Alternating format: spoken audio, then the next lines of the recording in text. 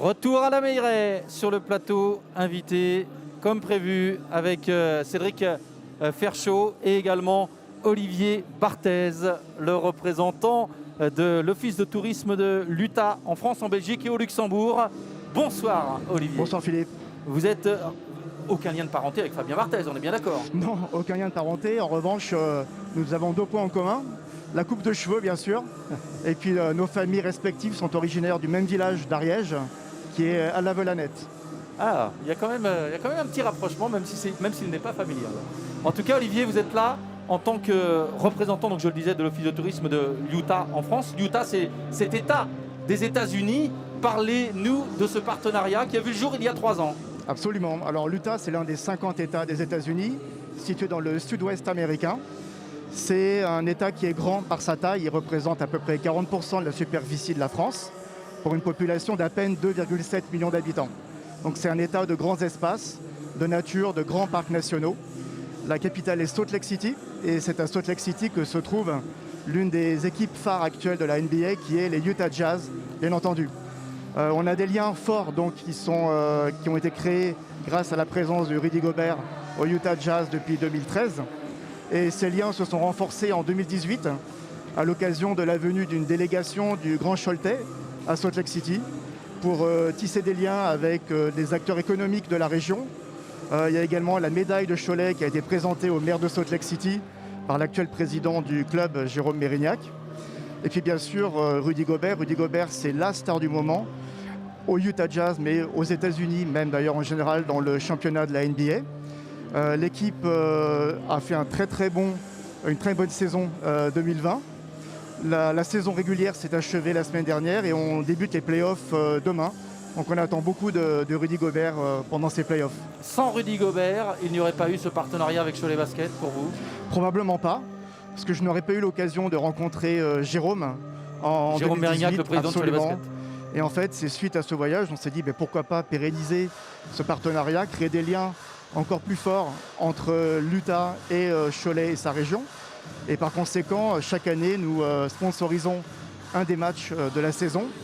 Ça se concrétise par des animations pendant la mi-temps avec une équipe de cheerleaders que nous faisons venir de Nantes.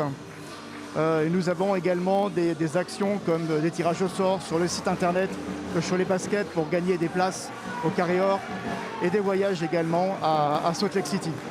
Et puis il y a un autre lien très fort qui s'est créé entre nos régions, c'est bien sûr Michael Stockton, l'actuel capitaine de l'équipe, puisque son papa John est la légende du basket en Utah. Il y a passé quasiment toute sa carrière professionnelle.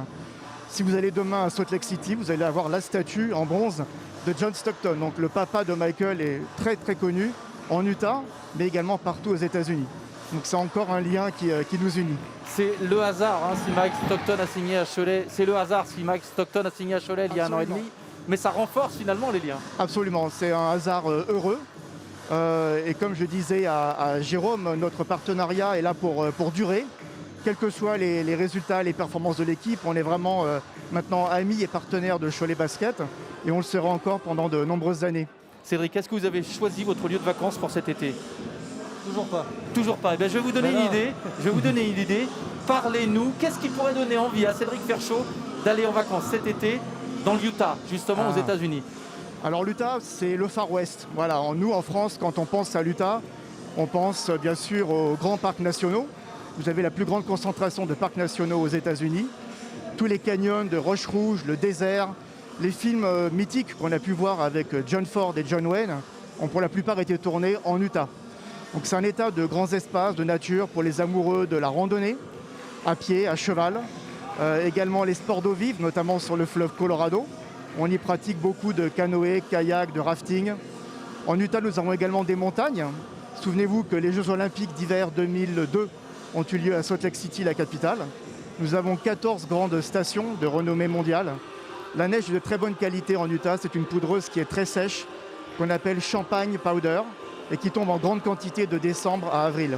L'idéal serait de pouvoir prendre des vacances là-bas quand la saison NBA n'est pas terminée. Et pourquoi pas, même si en ce moment les voyages, évidemment, c'est un petit peu limité.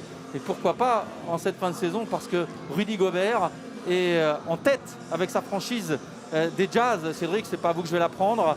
Et on passe peut-être d'être élu pour la 3e fois consécutive meilleur défenseur de NBA. Donc l'idéal serait d'y aller pour profiter des vacances et puis profiter de la fin de saison NBA avec une finale NBA, pourquoi pas, pour Rudy Gobert.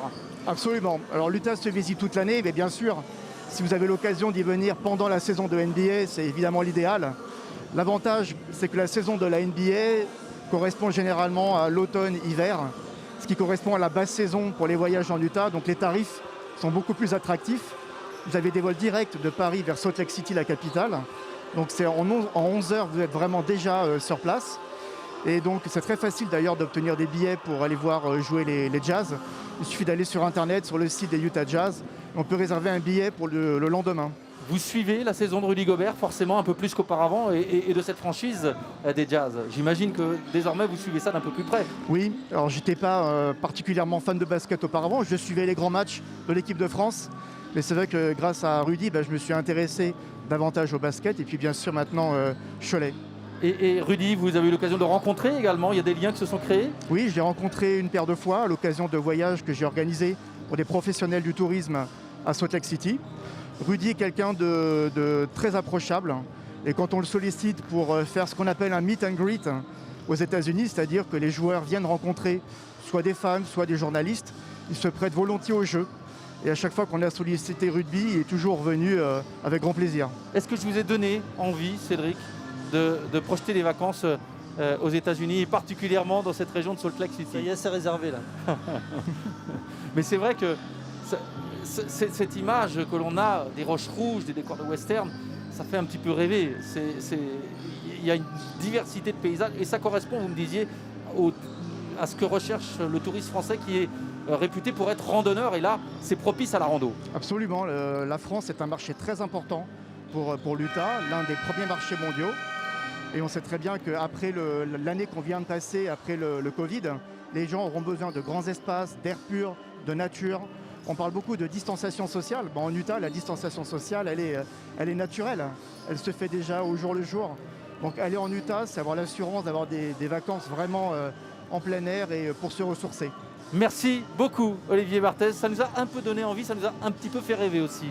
Bien sûr, qui rêve pas de grands espaces? On a tous été confinés, enfermés, donc forcément le grand air, tout le monde en a envie.